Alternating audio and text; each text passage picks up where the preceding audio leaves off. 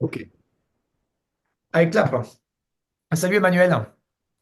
Bonjour Stéphane, ça va? Ouais, ça va, ça va. Écoute, je te remercie beaucoup de te prêter au jeu de l'interview sur cet aspect ô combien important qui est l'argent pour les entrepreneurs, ou en tout cas les investissements au sens large. Je vais te laisser te présenter, mais avant, je voudrais quand même introduire le pourquoi du comment je t'ai choisi et pourquoi nous sommes choisis en réalité pour cette interview. Le contexte aujourd'hui, voilà, à part si on habite sur Mars, on sait que c'est très, très, très, très, très compliqué. Les nouvelles vont pas très bien. Tension géopolitique, l'inflation qui gronde. Je suis allé faire de l'essence hier, au secours. Voilà. Dans ce moment de doute, dans ce moment d'incertitude, hein, qui est le lot de tout le monde, hein, surtout en Europe, enfin oui, partout dans le monde en réalité, euh, il y a quand même deux visions qui s'opposent sur justement la gestion financière. Euh, et donc c'est là-dessus en fait que je voulais moi avoir ton avis d'expert, et on va comprendre pourquoi tu es un expert. Je vais te laisser te présenter. Mais disons que entre l'idée, c'est soit je suis dans la protection de mes actifs, de mon trésor, on pourrait parler ça comme ça, hein, et donc du coup, je suis en mode sécurité à fond les ballons. Et puis à l'inverse, bah, souvent quand c'est le chaos à l'extérieur, c'est aussi le signe de grandes opportunités. Et toi, tu es dans cette logique-là, en tout cas. Mais pour aller un peu dans la dimension de ton expertise, je voudrais vraiment avoir ton avis sur est-ce que dans ces moments-là, c'est vraiment une réelle opportunité, ou ce sont des fausses croyances, en fait, où les petits margoulins peuvent en profiter justement pour te soutirer de l'argent. Et voilà. Je vais te laisser te présenter par rapport à ton expertise et qui tu es. Et puis, j'ai quelques questions à te poser justement par rapport à ça. Je redis juste pour les personnes qui vont regarder cette interview, moi je suis Stéphane Sauzet, j'ai plus de 50 ans, je suis voilà, euh, préparateur mental pour entrepreneurs, et je travaille principalement sur des leviers qui sont le syndrome de l'imposteur, les plafonds financiers, la gestion de la vie personnelle et de la vie professionnelle. Et tout ça se passe dans la tête, comme les finances. Voilà. Et Emmanuel, qui est vraiment une personne que je connais depuis maintenant un petit bout de temps, sur la gestion et comment on fait pour s'enrichir à l'extérieur avec des opportunités. Voilà, l'idée, c'est en tout cas de casser les croyances qu'il y a derrière sur bah voilà, quelles sont les opportunités quand on est en moment de crise. Est-ce qu'il y en a, ou est-ce que c'est un leurre? Voilà. Merci Stéphane pour cette introduction. Ouais, je t'en prie. Tout d'abord, je me présente rapidement, mais avant de me présenter, je devrais dire que je me mets à la place de ceux qui vont écouter cette interview, très sincèrement, parce qu'il est difficile, au vu de l'information actuelle, des mensonges liés à la désinformation, évidemment véhiculés par les médias qui défendront toujours les multinationales qui les financent. Il faut bien comprendre comment fonctionne le monde. D'ailleurs, Robert Murdoch, le plus grand propriétaire aujourd'hui de médias dans le monde, avait dit un jour, tu détiens les médias, tu détiens le monde. Et on a vu les mensonges répétés dans le passé sur tous les sujets. On peut revenir sans faire trop de géopolitique et de choses trop compliquées, que ce soit autour du World Trade Center, dernièrement sur le Covid et actuellement sur l'économie, savoir si ça va bien, si ça va mal, la France étant un des pays les plus endettés au monde aujourd'hui. Je ferme la petite introduction. Mhm. J'ai 51 ans, je vis entre Valence et Montélimar, à Cré exactement. Voilà. Je suis un ancien sportif de haut niveau. Euh, je suis rentré dans le domaine de la finance en 2001, à la fin de ma carrière sportive, enfin du moins j'avais anticipé, où j'aurais pu être licencié à plusieurs reprises parce que j'avais un profil atypique. Et finalement, j'ai fini le plus jeune cadre de l'entreprise AXA France. C'est assez atypique comme parcours.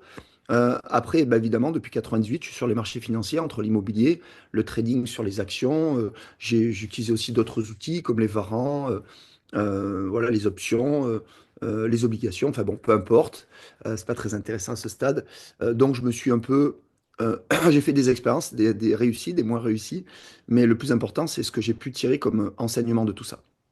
Et surtout, depuis 21 ans, à mon compte, j'ai accompagné plus de 30 000 entrepreneurs à réussir leur entreprise individuelle, à atteindre leurs objectifs, qu'ils soient financiers, de développement de réseau, puisque c'est ma spécialité.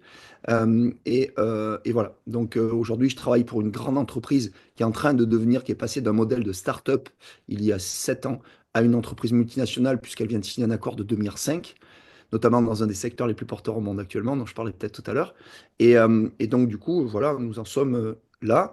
Moi, j'ai un réseau actuellement de 2800 entrepreneurs qui me suivent bec et ongle, j'ai Mhm. envie de dire, si je puis m'exprimer ainsi. Et voilà, je suis aussi préparateur mental pour les sportifs de haut niveau. Voilà, j'ai d'autres. Je suis aussi formateur en programmation neurolinguistique. Voilà, je ferme la parenthèse. Donc, je suis content d'être là. Merci Stéphane pour l'invitation. Ah, je t'en prie. Euh, alors, je vais commencer à répondre il y a deux questions qui se détachent. Donc, la géopolitique. Alors, aujourd'hui, il faut bien comprendre une chose. Il y a eu la crise des subprimes. Il y a eu, sur le plan financier, des banques énormes qui se sont écroulées. On l'a vu aux États-Unis. Là, plus récemment, hein, pour l'histoire plus récente, la Silicon Valley Bank, la Deutsche Bank, si l'État n'était pas venu, allemand, les secourir, le Crédit Suisse, et beaucoup de banques et d'organismes financiers vont très très mal, puisqu'à un moment donné, bah, quand vous avez la planche à billets qui tourne, on fabrique du billet, mais on fabrique de la richesse qui n'existe pas, bah, au bout d'un moment, ça se retourne contre vous. Je la fais très court. En plus, comme tu l'as dit, Stéphane, nous sommes, et je suis ravi d'être avec toi parce qu'on se connaît maintenant depuis 3 ans, il y a une inflation, une hyperinflation, on est à la limite de la récession. Et l'argent que l'on place dans les banques, alors tu parlais de sécurité, la question à se poser, c'est est-ce que quand je confie mon argent dans des institutions financières, des banques ou des assurances, est-ce que Ouais. mon argent m'appartient toujours?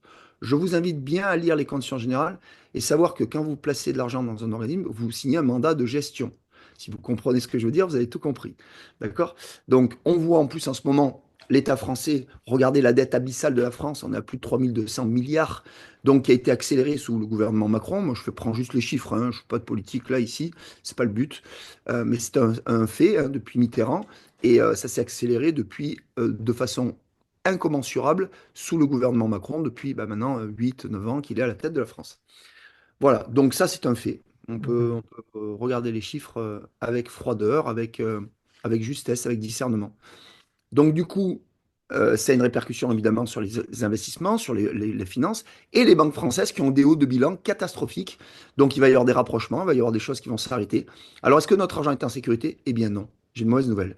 Tout d'abord parce qu'on nous parle d'un fonds de garantie, le FGDR, qui nous dit que si on a X millions, demain il y a faillite, banqueroute de l'État, des banques, eh bien on a une garantie de 100 000 euros. Le problème, c'est que ce fonds ne dispose que de peu d'argent, même pas 1% de ce qu'il faudrait qu'il ait pour pouvoir payer et assurer cette garantie. Mhm. Donc on est en danger, tous autant qu'on est. Et on l'a vu avec certains gouvernements, dont la Grèce ou autres, ou Chypre ou autres, à quel point ça pouvait aller très très mal et que demain on pouvait tout perdre. On a vu aussi quand demain il y a un changement de politique, de législation, on a vu que à un moment donné, tous les Américains qui avaient placé de l'argent en Suisse il y a quelques années, qui croyaient au secret bancaire, ben les États-Unis ont fait lever le secret bancaire. Et puis là, je peux vous dire qu'il y a eu des fortunes qui ont été divisées par 2, par 3, par 10 avec des rapports des impôts. Donc ce qui est vrai aujourd'hui, les paradis fiscaux, demain ça bouge. Mais vous inquiétez pas, ceux qui votent les lois, ils l'anticipent avant. Et après, ils les votent. Donc, il faut comprendre une chose aujourd'hui, on a un beau pays, on a plein de lois aujourd'hui qui sont pour nous, pour optimiser notre fiscalité, mais il est vrai que si on place notre argent dans des taux normaux, assurance vie, soi-disant parce qu'il y a transmission patrimoniale, mais c'est un avantage qui est très faible au vu du rendement qu'on nous donne. Donc notre argent perd de la valeur, puisqu'entre l'inflation, l'hyperinflation et ce qu'on nous donne aujourd'hui, en moyenne 2-3%, et une inflation qui est estimée par l'État à 6-7%, en fait il est à 14%, eh bien en fait, ça va pas. On perd de l'argent tous les mois, tous les jours, quand on laisse notre argent dans une banque. Voilà, je ne sais pas si j'ai répondu à une partie de la Si, question, si, mais en fait, t'as répondu en fait à une partie de la question, enfin, la première question sur laquelle en fait, moi je voulais te challenger un peu, c'est finalement, mais la question sous-jacente, c'est mais pourquoi en fait on conserve quand même malgré tout, quelle est la croyance qu'il y a derrière de conserver notre confiance dans ce système-là, à ton avis? bah, tu sais, je vais te dire une chose, tout vient de notre environnement. Regarde Hmm. ce que font les gens, ils répètent inlassablement ce qu'ont fait leurs parents. Leurs parents, qu'est-ce qu'ils ont fait? Quel est le placement préféré des Français aujourd'hui? Ben, c'est le livret A, qui est à 2,4%, dont 30% vont pour les efforts de guerre, soi-disant en ce moment, Mhm. l'armement, et l'assurance vie, soi-disant, parce qu'elle a un avantage incroyable en termes de transmission. Mais moi, je peux te dire une chose, j'ai gardé un petit contrat d'assurance vie, je dois avoir 150 euros dessus pour garder la date d'effet fiscal et éventuellement un jour, si jamais ce contrat, cette enveloppe fiscale de transmission devient intéressante, mais placée à 2, 3 ou 4% ne m'intéresse pas du tout. Je Mhm. préfère aller sur des placements avec un rendement bien meilleur et transmettre à mes enfants dans d'autres conditions et les remettre peut-être dans l'assurance vie quand j'aurai moins de 70 ans, ce qui arrivera un jour. mais euh, mais il faut bien comprendre une chose, ça n'a pas de sens au sens financier et mathématique du terme. Voilà. Mhm. Maintenant, par rapport à ce que tu as dit, donc déjà, c'est par rapport à nos croyances, nos connaissances, ce qu'ont fait nos parents et souvent ce qu'ils nous transmettent. Et nos croyances, regardez ce qu'on apprend dans les universités aujourd'hui, notamment en économie ou en finance. On dit encore aux gens, et on fait croire aux gens, que si un placement n'est pas risqué, donc il est sécure, mais il rapporte peu, et que si on veut aller gagner des rendements, il faut aller vers des placements à risque. J'ai fait du trading. Je peux vous assurer que à la fois, je gagnais beaucoup plus que la moyenne des contrats, des marchés, mais je sécurisais parce qu'il y a des techniques pour sécuriser son patrimoine quand on traite sur les marchés financiers. C'est la même chose pour notre argent aujourd'hui. Donc, une règle d'or, c'est n'investissez que de l'argent dont vous n'avez pas besoin pour vivre. Déjà, ça, c'est une règle d'or. Évidemment, on ne se met pas en danger. Et la deuxième règle, c'est de la diversification. Donc, on va avoir une enveloppe 30%, on va dire, disponible, mais qui rapporte Mhm. peu. Ah, c'est bien ça. 30% environ sur un rendement médium qui peut se situer entre 3 et 5-6%. Mais là, avec une disponibilité à moyen terme entre 3, 5, 8 ans, hein, c'est la Mhm. plupart des enveloppes fiscales vont là, entre les PEA, etc., etc. Et une enveloppe plus à risque de 20-30% en fonction de votre avatar et votre degré je dirais, d'identité au risque ou d'exposition au risque. Et là, on va aller chercher un peu plus long terme et aller peut-être sur les marchés boursiers ou maintenant les nouvelles technologies, les cryptoactifs ou autres. Voilà. Et là, on va aller chercher du rendement qui peut aller à 10, 15, 20% par an. Ouais. Du coup, ça m'emmène directement sur la deuxième question, cher ami. C'est comment est-ce que tu fais pour distinguer, en tout cas, quels seraient pour toi les critères hein, pour distinguer une véritable opportunité d'investissement de la manière dont tu l'expliques là, avec une simple tendance éphémère qui pourrait, tu vois, comme ce qu'on appelle l'effet Pins, hein. Ça monte très très vite et puis ça chute aussi rapidement et qui s'effondre. Et là, tu n'as plus que les yeux pour pleurer parce que moi, c'est ce que j'ai fait. J'ai eu cette expérience malheureuse avec justement, tu parlais des crypto-monnaies, où ça s'est complètement effondré et ça s'est même, comment on appelle ça quand une crypto existe et puis après elle est retirée, elle n'existe plus en fait, hein. Moi j'ai fait ça, j'ai investi sur ce type de crypto et du coup j'ai perdu énormément, énormément d'argent. Bon, voilà. Mais ma question c'est comment est-ce que tu distingues une vraie opportunité d'investissement et peu importe les catégories, hein, la première, la deuxième ou la troisième, qui est très à risque, ou en tout cas à grande valeur, d'une tendance éphémère et qui est un peu bullshit en réalité. Tu l'as dit, tu viens de donner le terme, un bullshit. Alors, c'est toujours pareil. Tu sais, Stéphane, je reviens à la diversification, déjà la règle d'or. Ouais. Le plus grand risque, en fait, dans le domaine de l'investissement, il y a trois étapes fondamentales à comprendre. Il y a le capital risque.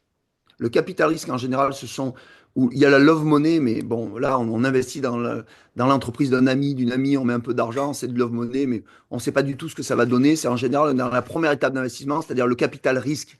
C'est pour ça que ça s'appelle comme ça, c'est-à-dire que là, on va mettre de l'argent dans une boîte, mais qui a pas de clients, pas de chiffre d'affaires, qui a une idée, qui commence à développer son concept, qui est en recherche et développement, qui est en train de faire peut-être faire fabriquer le produit, et on espère qu'à terme, ben, ça va donner quelque chose, que la boîte va pouvoir tourner, qu'on va pouvoir récupérer nos actifs Ça, c'est dans l'investissement 7 dans ans, les dans 10 ans, startups, dans par 10 ans. exemple. Comment? Investir dans une startup hein, d'un ami, par exemple. Moi, c'est ce que j'ai fait. J'ai investi dans une startup d'une amie. Voilà. Je ne sais pas ce que ça va donner, par contre, hein. On est d'accord, hein. Tout Ouais, et puis les appels de fonds peuvent se faire par crowdfunding, à fait. c'est-à-dire par financement participatif ou autre. Là, on est dans vraiment le capital risque, hein, Ok. c'est-à-dire que le risque est important, mais l'espérance de gain est importante aussi. Donc, mais plus l'espérance de gain est importante, c'est parce qu'il y a un delta et on est au début de l'aventure. Et là, les parts de la société, on va parler de parts ou de l'action, d'action ou de token. Hein, on peut tokeniser nos projets aussi. Ça, c'est intéressant dans les nouvelles technologies. Justement, ce sont des cryptoactifs aussi. On va Bien, revenir. c'est On va intéressant. On revenir. va découper l'entreprise en petits morceaux et on va la mettre à disposition de clients, d'investisseurs potentiels, d'amis, de contacts. Bon, OK. Alors, plus on est loin de l'arrivée, c'est-à-dire les premiers clients, le premier chiffre d'affaires, les premiers bénéfices, plus évidemment, le risque est élevé et l'espérance de gain est élevée aussi. Bon, là, ça, c'est le capital risque. Ensuite, il y a la deuxième phase d'investissement qu'on va appeler le capital investissement. Où là, eh bien, je dirais, on a des clients, on a quand même un modèle économique qui commence à tourner, on a plus de certitude. Mais on a encore besoin de fonds, si tu veux, on a besoin encore d'investir pour aller au bout du projet et commencer à espérer voilà, que la mécanique tourne et qu'on on sécurise plus ses actifs. Et enfin, il y a le capital développement, où là, on va faire des appels de fonds, mais plutôt pour continuer de développer la boîte qui tourne déjà, qui fait déjà du bénéfice. Et là, on est. Alors, plus on est dans la phase 1, plus il y a de risques. La phase 2, il y en a un peu moins, mais l'espérance de gain est moins importante, puisque les parts ont déjà évolué, et certainement, que ce soit les tokens ou les actions, on peut les appeler comme on veut, eh bien, elles ont une valeur bien supérieure. Donc, certains ont déjà fait des plus-values, mais par contre, on va arriver à terme un peu plus vite, où on va peut-être rentrer sur des marchés financiers, être sur une place de marché, ou être sur un exchange pour vendre ses tokens ou vendre ses actions. Et le capital investissement, vous l'avez compris, c'est là où on a encore besoin de fonds pour continuer le développement. Agrandir. Voilà. Ouais. Donc, si je reprends ce que tu dis, en fait, la question c'est comment distinguer les véritables opportunités d'investissement. Bah, la première, c'est la première, le premier réflexe, c'est de se dire laquelle de ces trois étapes, en fait, on me demande d'investir. Ça, c'est la première chose, hein. Tu es d'accord avec ça, hein, si je reformule? Oui, ouais, bien sûr, bien sûr. Ouais. Et la deuxième étape, en tout cas, ça serait quoi pourquoi investir plus, peu importe les trois étapes, mais pourquoi plus dans ton club d'investisseurs, je sais qu'il y a, il y a, il y a, il y a des entreprises qui sont au stade du début, au stade du milieu, au stade 3. Comment est-ce que du coup la personne, en fait, eh bien, elle s'engage et elle sent que le truc, c'est une véritable opportunité et c'est quoi les indicateurs en termes de communication, peut-être, en termes de... Je ne sais pas, en fait, c'est une question un peu bête, peut-être, mais...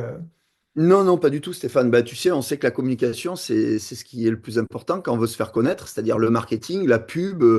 Alors, faut être vigilant quand même parce que quand on commence à connaître un projet, en général, c'est pas que c'est trop tard pour investir, mais pas loin. Vous savez, quand les Mhm. journaux financiers, moi, je me souviens toujours, ma plus grande gamelle à l'époque, que j'avais prise en bourse, c'est quand le journal des finances, à l'époque, il y avait Investir, le journal des finances, moi, c'est les livres que je lisais, les journaux, et ils avaient proposé, ils avaient fait tout un laïus sur Sagem à l'époque en disant voilà, il faut investir, c'est le bon moment. L'action était très très haute en fait. Et si j'avais fait ce qu'on appelle un price earning ratio, c'est un cours sur bénéfice, j'avais fait les calculs, je n'aurais jamais investi.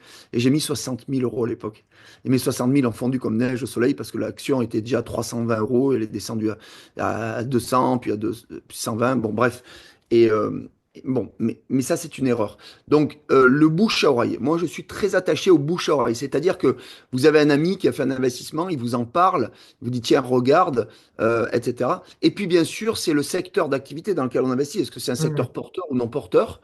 Et puis après, je dirais, appuyez-vous sur des experts, c'est-à-dire vous avez peut-être dans votre entourage quelqu'un en tout cas qui est un ami ou carrément un professionnel de l'investissement, hein, on appelle ça des conseillers d'investissement financier ou des conseillers en gestion de patrimoine, peu importe, ou alors tout simplement un investisseur averti que vous connaissez qui va vous dire, écoute, voilà, moi j'étais à l'expérience, regarde, viens voir, parce que ça marche pour moi, ça marche pour des centaines, des milliers de personnes. Et puis, c'est encore le bon moment d'investir, parce qu'il y a toujours la fenêtre d'investissement qui est importante, le secteur, la diversification et la fenêtre d'investissement. Voilà, donc ça répond vraiment à ma question, hein. Et aujourd'hui, du coup, d'après ton expérience et les investisseurs que tu accompagnes, justement, c'est quoi les secteurs qui marchent le plus, sur lesquels il faut être vigilant, en tout cas? Si on débute, et j'imagine qu'il y a des personnes qui vont débuter, ou en tout cas qui s'intéressent à comment investir, c'est quoi les secteurs qui, aujourd'hui, marchent? A contrario, celles où on croit, où on nous fait croire qui marche et qu'en réalité, c'est une impasse. Ben déjà, la zone euro va mal, l'euro va mal. Moi, je Ouais. sortirai de la zone euro. Ça veut dire que je veux placer mon argent hors zone euro, hein. Pas du tout. Et encore moins dans des paradis fiscaux, parce que là, vous allez attirer l'œil du tigre ou le fisc qui va venir vous chercher. Et c'est normal, hein. Tôt ou tard, ils vous trouveront. Bon, après, il y a des leviers et tout, mais moi, je suis pas là-dedans. Moi, je sais Ouais. qu'aujourd'hui, j'ai des sociétés en France. J'ai même en train de créer une holding en France. Et je pourrais expliquer un jour, si tu me poses la question, pourquoi c'est très intéressant d'avoir une holding en France, contrairement aux croyances populaires, d'aller, alors si vous faites des dizaines de millions d'euros peut-être, et encore, moi j'ai des amis qui l'ont fait. Aujourd'hui, il y en a deux qui sont revenus en France et qui étaient partis, un en Suisse et l'autre en Andorre, pour tout vous dire. Mais voilà, en Andorre, il y a des avantages quand on a des salariés par contre, parce que là, les charges sont quasiment nulles. Et quand on Hmm. fait de l'investissement à très très haut niveau, sur les plus-values, il y a des choses intéressantes, mais il faut y vivre au moins 6 mois et un jour. Voilà les conditions. Ok, alors maintenant, pour revenir à ta question, Stéphane, désolé si je suis Non, parti un t'en petit peu. prie, t'en prie. Non, mais c'est passionnant. Donc, c'est vrai que quand on tire la ficelle, mais c'est comme tous les sujets, hein, à un moment donné, il y a ces pléthores et il y a des ramifications partout. Donc, pour ceux qui connaissent, bah, forcément, c'est facile. Ils font les liens tout de suite. Pour ceux qui ne connaissent pas, bah, ils poseront des questions, ils reviendront vers nous, bien sûr, hein. Donc, pas de problème là-dessus, Bien hein. sûr. Alors tout d'abord, dans le secteur bancaire, contrairement aux croyances populaires, je répète, les banques fintech, donc la fintech est La un des fintech. secteurs les plus porteurs aujourd'hui. Donc les banques qui allient la finance sécurisée et la haute technologie permettent déjà aux gens qui ne le savent peut-être pas de mieux sécuriser leurs avoirs. Parce que mettre son argent, au contraire d'une banque traditionnelle, mais dans une institution de monnaie électronique ou un établissement de monnaie électronique, va leur donner plus de garanties déjà du dépôt du capital parce que ces établissements ont l'obligation de sécuriser 70% en cas de faillite, en cas de banqueroute de l'État, de la banque ou quoi.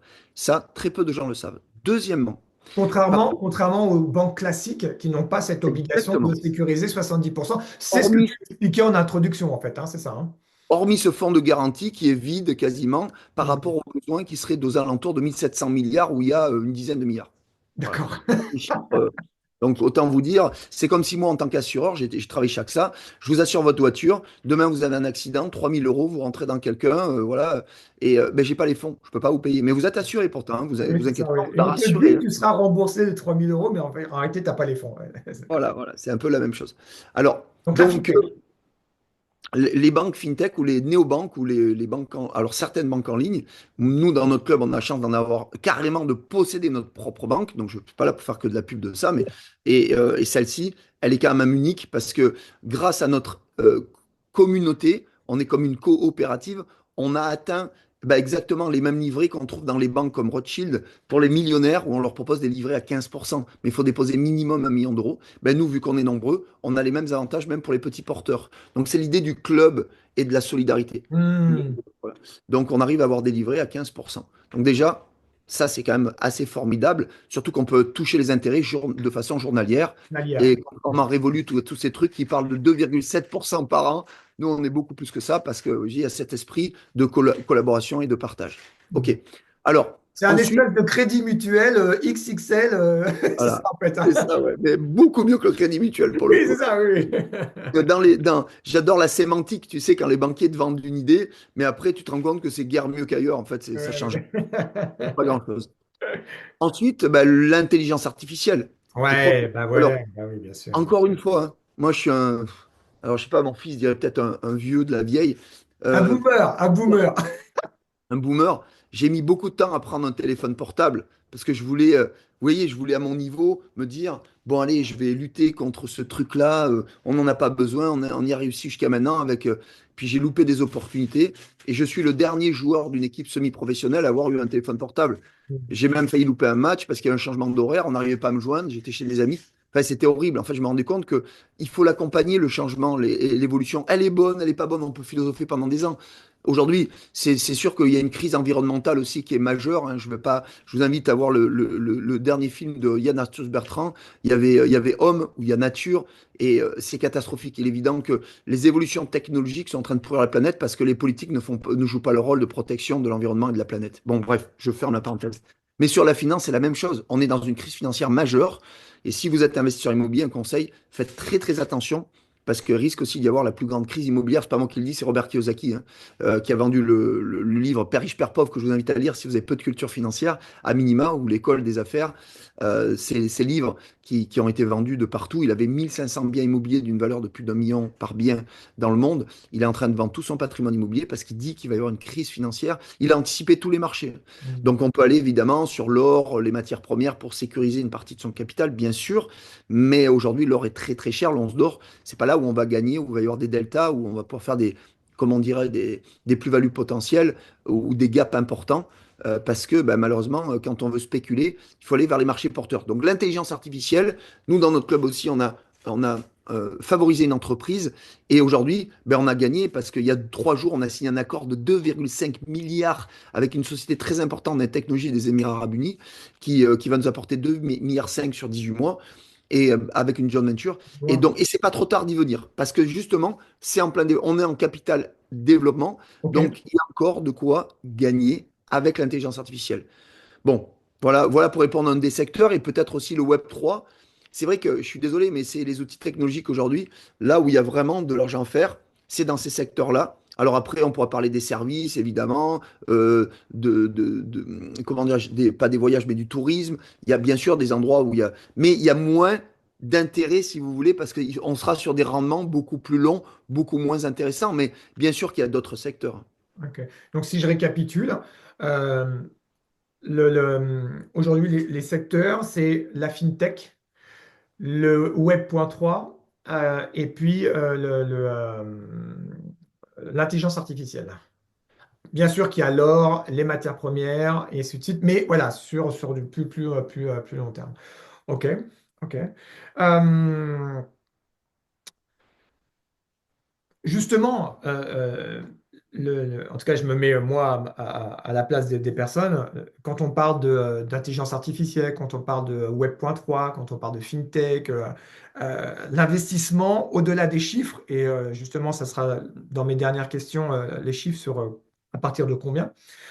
Mais les chiffres, enfin, l'investissement, donc au-delà des chiffres, ça repose beaucoup sur l'émotionnel et la psychologie de la personne. Et tu le disais tout à l'heure, renseignez-vous des personnes qui sont autour de vous et qui pourraient avoir du bouche à oreille des opportunités. Il y a un petit delta, c'est que on a toujours la confirmation des croyances que l'on a, hein, et l'environnement est toujours en lien avec son système de croyances.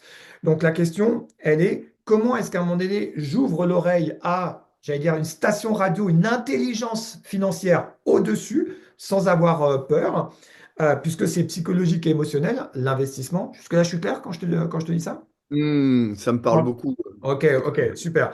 Et donc, selon toi, en fait, comment ou quel est les conseillers ne sont pas les payeurs, puis en tant qu'accompagnant, on n'est pas vraiment des conseillers, on est là plutôt pour éveiller les gens, mais euh, d'abord, qu'est-ce qui empêche les gens d'accéder à ces niveaux-là et quelle serait la recommandation voilà, que tu pourrais euh, donner pour oser, en tout cas, investir ou franchir un pas vers un investissement intelligent, en sachant que voilà, l'intelligence artificielle, moi perso, ça a pu me faire peur, moi aujourd'hui, mais ça l'est encore un peu. Les fintech aussi, donc moi je suis dans ton club d'investisseurs, hein, donc, parce que je suis en train d'être éduqué par rapport à ça.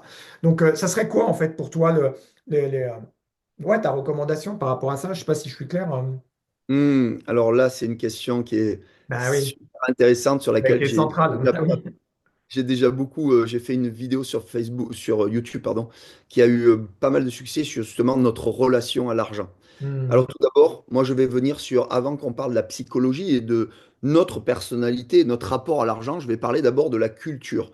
Je hmm, pense que la plus importante, c'est, je dirais, notre culture, c'est-à-dire notre éducation. C'est toujours une question d'éducation, que ce soit par rapport à nos enfants, nos croyances. En fait, aujourd'hui, euh, j'ai, euh, moi j'ai quelqu'un qui est très proche de moi, qui est né dans une famille chrétienne, qui est très croyante, qui va au culte le dimanche, tout ça, tout le temps, tout le temps. Mais en fait, elle me dit, bah, c'est ma foi. Mais c'est une foi qui, en fait, lui a été transmise parce qu'elle est née dans une famille comme ça. Elle serait née dans une famille musulmane ou bien dans une sûr. famille, ou dans une famille athée, elle serait pas pareille. Elle aurait dû développer sa foi. La vraie foi, c'est celle qu'on développe par rapport à nos croyances, à nous, pas celle qu'on nous transmet ou qu'on nous impose consciemment ou inconsciemment. C'est deux choses différentes. Notre relation à l'argent, mais moi déjà, c'est je me cultive. En ce moment, j'écoute Marc Toiti, Charles Gave, Idriss Aberkan, qui je trouve Mhm. en géopolitique est très juste et c'est un jeune homme qui a bon, de nombreux doctorats, mais sans, c'est pas que ça. C'est vrai qu'il en parle beaucoup, parfois un peu trop, et qui, des fois, il faut le suivre quand il parle. Même moi, des fois, je vous avoue, intellectuellement, il est brillant, mais j'aime beaucoup son discernement, il est très juste. Et il prend pas de parti, il n'a pas peur de casser les gouvernements et ceux qui nous gouvernent et les médias en disant la vérité. Et ça, j'aime beaucoup. Dans le domaine de la santé, il y avait Christian Talchaleur qui a fait qui a un blog qui s'appelle Santé Globale aussi, où il n'hésite pas à dire la vérité sur les vaccins, sur les médicaments, sur tout ça, et comment on pourrait se soigner au naturel, en fait, avec Mhm. les plantes, avec tout ça, et moi, puisque c'est un chaman, par exemple. Donc, c'est toujours se cultiver, aller chercher à droite, à gauche, Ouais. le- les informations avec ceux qui réussissent bien sûr, et qui surtout depuis des années montrent qu'effectivement ils sont honnêtes. Moi, ce que j'aime, c'est la compétence, l'honnêteté, la bienveillance. Pour moi, c'est fondamental dans tout, hein. En tant que coach, moi je suis entraîneur dans le sport, dans le football, et toujours je dis, un entraîneur, un éducateur, un coach, un conseiller doit être compétent, honnête et bienveillant. Sinon, il n'est pas bon. Alors, ensuite, évidemment, ça va dépendre de notre rapport à l'argent. Et là, la psychologie, j'y viens, Stéphane, c'est fondamental. C'est-à-dire, parfois, on a des paradigmes ou des peurs injustifiées. 98% de nos peurs, hein, la plupart des universités, on en parlait, on fait des recherches là-dessus, sont totalement injustifiées. Et on va se concentrer sur 2% de choses qui potentiellement pourraient arriver. Et si on a un mauvais rapport à l'argent, l'argent, il faut l'aimer. Et elle fait partie de notre vie. Si j'ai ce pull, c'est grâce à l'argent. Si j'ai cet ordinateur, c'est grâce à l'argent. Euh, mais il ne faut pas non plus en faire une priorité absolue au détriment de notre famille, notre équilibre, Mhm. notre santé, le sport, notre alimentation. Mais encore une fois, si je veux bien manger et être en bonne santé, ben, il faut que j'ai de l'argent pour acheter de la bonne nourriture qui coûte Bien plus sûr. cher que de la nourriture bas prix. Vous voyez? Donc, on en a besoin. Si on en a besoin, eh ben, il faut se cultiver pour en gagner. Et en gagner, après, on fait ce qu'on veut avec. Vous pouvez acheter des belles voitures de sport si vous êtes très riche, mais vous pouvez aussi faire des dons à des ONG ou des associations humanitaires et donner de votre temps. Vous voyez, c'est comme ça que moi je vois l'argent, comme une énergie, mais pas plus que l'amour, que la santé, bien sûr, etc., etc. Donc en fait, ce que tu es en train de dire, c'est que par rapport à ma question, c'est quels seraient en fait encore une fois, j'utilise le mot conseil, mais c'est pas vraiment ça. Mais toi, tu dis, si vous voulez voilà, développer votre richesse financière, ouvrez votre indice d'apprentissage. C'est ça en fait ce que tu es en train de dire. Exactement, Stéphane. D'abord, c'est fondamental. Et puis, Hmm. si vous êtes dans une période où vous dites, tiens, ben ouais, moi, je veux bien investir dans les cryptoactifs. Alors, bien sûr, il y a des risques, hein, il faut savoir ce que c'est, comment ça fonctionne, mais aussi, il y a des avantages, hein. En termes de transmission, de fiscalité, il y a beaucoup de gens qui ne sont pas au courant de ça. Et puis, il y a des monnaies stables aussi, on appelle ça des monnaies stables. Mais l'éducation, c'est la première clé. Ouais. La deuxième, c'est se débarrasser des fausses croyances par rapport à l'argent, l'aimer, pas plus qu'une autre énergie, mais apprécier l'argent, vouloir en gagner honnêtement, humblement, mais faire ce qu'il faut. La règle de la diversification, hein, peut-être des trois paniers, 30, 30, 30, ça c'est des règles basiques. Et en Mhm. fonction de vos avatars, je dirais d'investisseurs, ben, vous allez aller plus sur du peut-être 10. Moi je suis plutôt sur du 10, donc à court terme, 30, moyen terme, et ben, donc 60, c'est-à-dire sur des placements un peu plus risqués, mais à plus fort rendement, parce que je fais du money management, c'est-à-dire je manage mon risque. Oui, puis c'est surtout que tu manages tes peurs à l'intérieur. Ouais, c'est ça. C'est Exact. surtout ça, hein. D'ailleurs, justement, tu sais, ce que je disais en introduction, moi j'accompagne vraiment les chefs d'entreprise à dépasser leur plafond de verre, c'est-à-dire vraiment, tu parlais des croyances en interne, hein, vraiment de ce qu'on appelle générer plus d'argent, parce que la richesse, en fait, il faut savoir que c'est deux verbes, hein. C'est d'abord générer et ensuite gérer. D'accord? Et la richesse vient de justement manager ces deux verbes-là. Moi, je suis plutôt sur dépasser les croyances sur oser générer davantage, hein. Tu le disais, aimer l'argent, donc c'est quelque part notre société, le rapport à l'argent est une forme de reconnaissance de son travail, de son amour, et ainsi de suite. Sauf que voilà, il y a des choses à décorréler, mais bon, ça c'est le travail que je fais.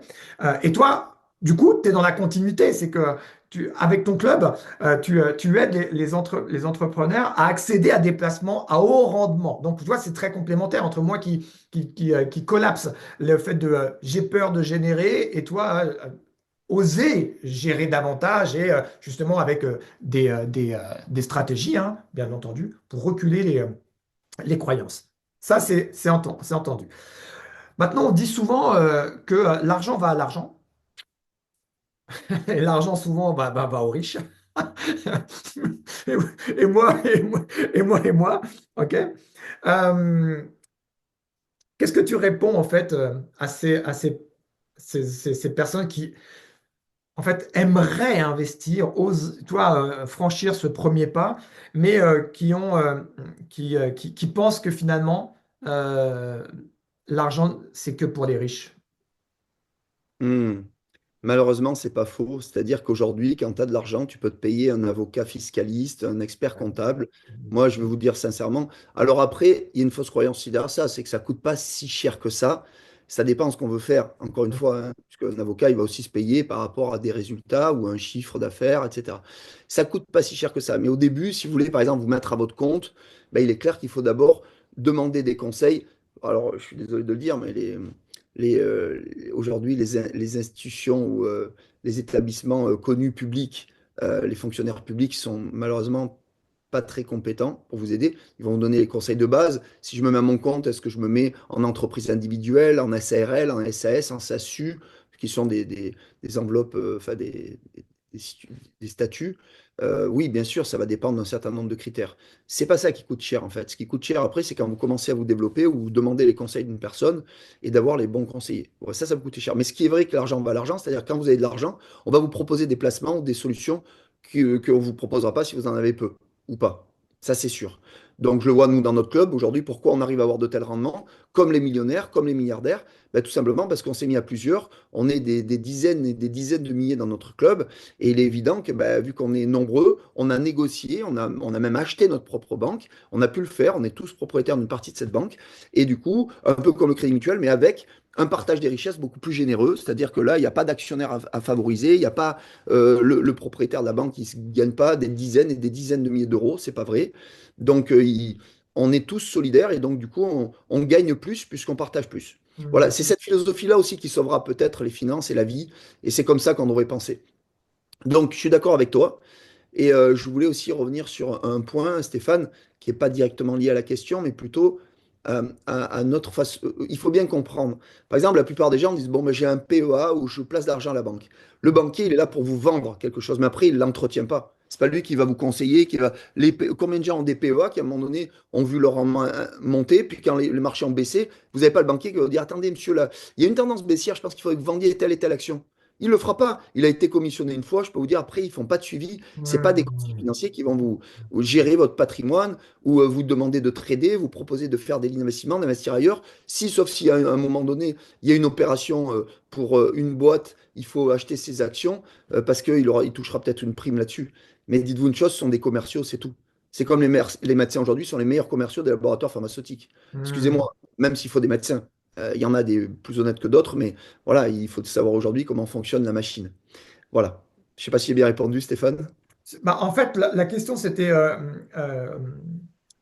est-ce que finalement, en sous-question, c'était est-ce que finalement l'argent va à l'argent? Est-ce que quand on débute dans l'investissement ou qu'on est avancé d'ailleurs, hein, est-ce que finalement on peut malgré tout euh, sortir de cette croyance que c'est réservé uniquement à l'éditeur? Donc dans ta question, en fait, tu réponds partiellement.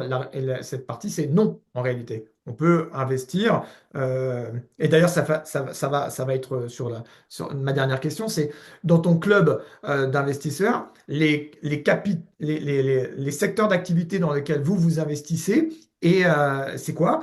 Et à partir de quand, à partir de combien, en fait, on peut rentrer dans ton club et investir? Ça, c'est une donnée importante, justement, pour répondre un peu à ma question précédente sur l'argent va à l'argent. Oui, mais moi, imaginons, j'ai 10 000 euros.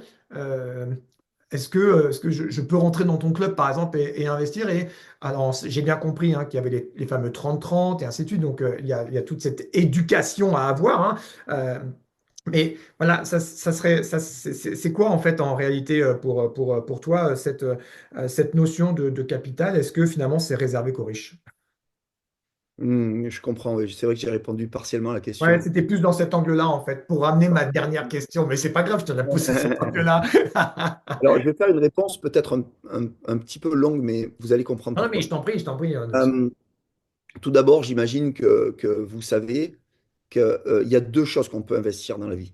Investir dans son temps et investir son argent. Et nous, c'est ce qu'on propose dans le club. Donc, même les petits porteurs sont les bienvenus puisqu'ils vont pouvoir bénéficier des avantages des gros porteurs également. Alors, pas autant, Bien mais sûr. pratiquement autant. Et ça, c'est une chance. Moi, j'ai un ami qui était ruiné, il est rentré avec 100 euros dans notre club. C'est incroyable. Il est rentré avec 100 euros. Et aujourd'hui, parce qu'il a parlé de notre club autour de lui, à ses amis, à ses partenaires et tout, il a généré plus de 100 000 euros de gains en 7 mois d'activité. Alors, parce qu'on a une partie aussi développement ou apporteur d'affaires, ou même on peut devenir directeur commercial, je ne veux pas rentrer trop dans les détails, mais et plein d'autres avantages. Et tout le monde peut le faire. Absolument tout le monde. Quelqu'un qui est au carrefour de décisions entrepreneuriales, décision, veut quitter le salariat, veut se mettre à son compte, ou tout simplement chercher un revenu complémentaire, chez nous, il peut l'obtenir même à temps très partiel. Donc on peut investir son temps. D'accord? Ça, c'est une première chose. Donc quand on n'a pas beaucoup d'argent, ben, au moins mettre son temps à profit pour apprendre, pour se développer, pour aller chercher des revenus complémentaires. Ensuite, au niveau de l'argent, ben, je crois que j'ai répondu aussi, c'est-à-dire que même avec un faible capital, Mhm. aujourd'hui, on peut au moins mettre les pieds dans le club, bénéficier de nos applications, nos avantages, qui est aussi basé sur la protection des données, redonner la souveraineté aux gens de la protection de leurs données, de leurs data en ligne, mais également des avantages pour investir dans les marchés les plus porteurs du moment que nous, on a sélectionnés. Et aujourd'hui, notre club est le premier dans le monde dans le domaine de l'investissement de l'IA et de la fintech. Donc, ça, c'est une chance inouïe aussi, puisqu'on est présent dans plus de 100 pays. Donc, il y a d'énormes possibilités qui sont mises à la disposition de tous. Et j'aurais terminé par une chose, c'est-à-dire que notre club aussi, c'est un club pour s'éduquer. C'est-à-dire, on va apprendre. Mhm. Mhm. Voilà. Et ça, je pense que, je le répète, c'est la première notion à avoir, c'est que aujourd'hui, on peut pas. Moi, si demain vous me demandez de faire du pain, bon, bah oui, je vais faire du pain, mais je vais aller voir un boulanger, je vais demander à quelqu'un. Maintenant, je peux demander à un boulanger qui a des qualités moyennes ou son pain est moyen, ou alors je vais aller voir un boulanger qui lui fait du bon pain, est réputé, je me suis renseigné, je veux être formé par lui, pas par un autre. Encore une fois, parce que des clubs d'investisseurs, il y en a, des entreprises intéressantes, il y en a, dans l'IA, dans la fintech, il y en a d'autres. Mais aujourd'hui, nous, on a sélectionné les meilleurs, celles qu'on estime être les meilleures, et qui Mhm. aujourd'hui sur le marché, de manière très factuelle, avec beaucoup de discernement, d'analyse, on le prouve, ce sont ces sociétés-là avec lesquelles on est content de travailler. Donc, pour répondre à la question, l'argent va à l'argent, oui, mais à partir de 100 euros, on peut rentrer et commencer en fait à s'enrichir dans l'éducation financière et à s'enrichir financièrement grâce en fait à ces astuces dont tu parles. Hmm. Alors, moi, je te remercie déjà, Stéphane, parce que je sais que tes nombreux clients sont très, très satisfaits de toi, parce qu'on a rencontré quelques-uns. D'ailleurs, on s'est rencontrés grâce à une de tes clientes Absolument. qui était en Espagne 4 jours, justement, pour parler de toutes ces thématiques. L'année dernière, au mois d'avril, du 20 au 25 avril, on était ensemble. C'était Mhm. vraiment un très, très bon moment. En plus, on a eu le plaisir de faire le trajet ensemble, et ça m'a permis encore de mieux se connaître. Ah, bien sûr, Et, ouais. je crois que ben, moi, j'encourage les gens aussi à suivre tes conseils, tes formations, parce que bah, voilà, mon ami, moi, je t'ai connu comme ça, par recommandation. Et c'est formidable de savoir qu'il y a des gens qui sont là vraiment pour aider les autres, ou sans rien attendre en retour, je sais pas, mais en tout cas, le faire de façon, comme je dis, professionnelle, donc avec de la compétence, de la bienveillance et de l'honnêteté. Et ça, c'est Mhm. rare.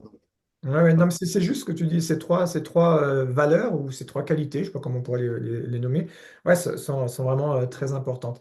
Je vais te donner le mot de la fin sur euh, un espèce de récapitulatif, hein. On a parlé de la zone euro, pardon, attention, la fintech, l'IA, Internet 3.0, on a parlé de l'indice d'apprentissage, on a parlé de investir finalement dans des clubs d'entrepreneurs comme le tien, il y en a d'autres, hein, bien entendu, pour commencer à vraiment sortir des peurs, des schémas de peur, voilà, de remettre en question un peu nos croyances.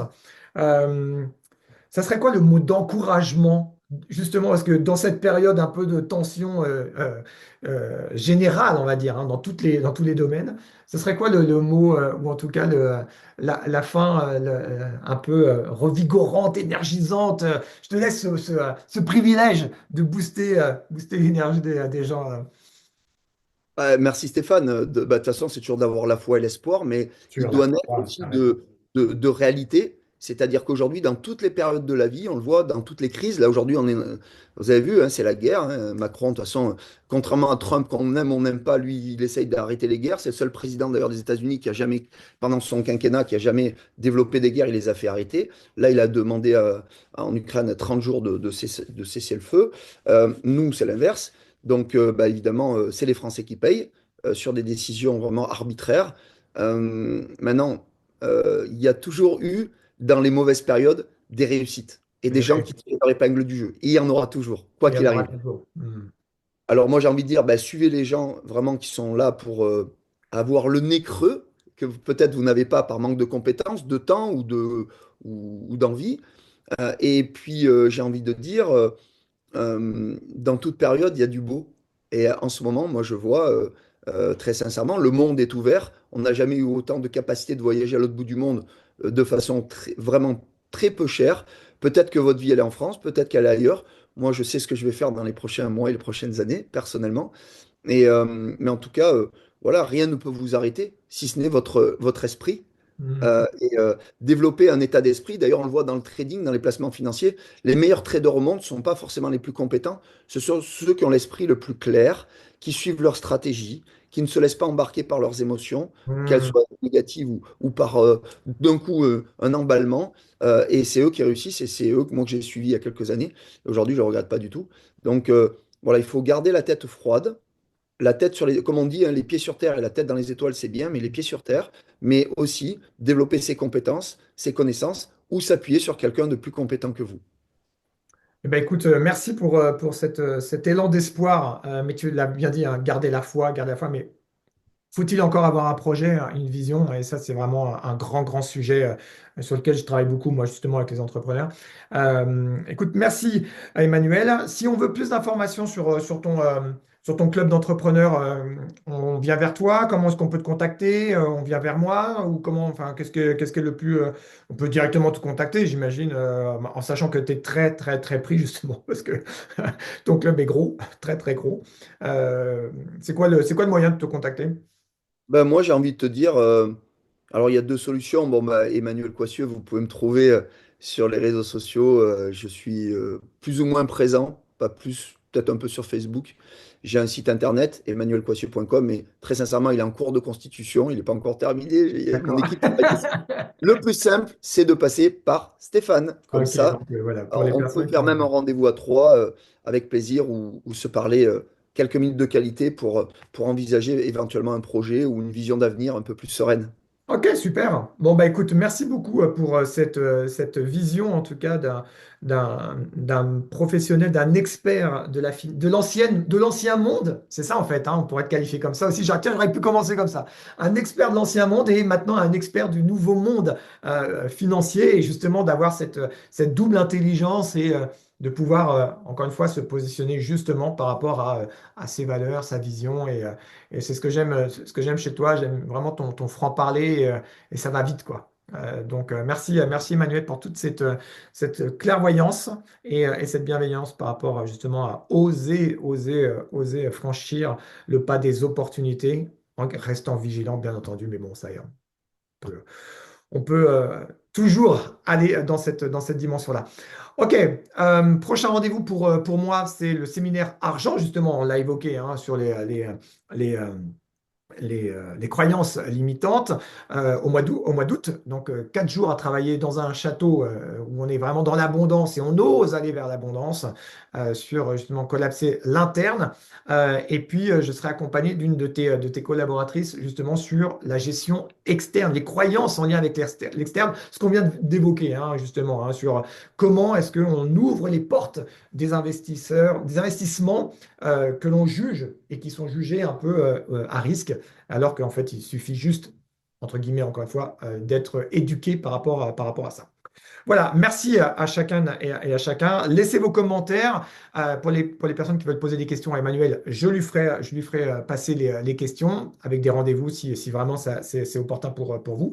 Et merci en tout cas Emmanuel, d'avoir participé à cette interview. Et allez, vive l'investissement financier. On peut dire ça comme C'est ça, ça. Stéphane.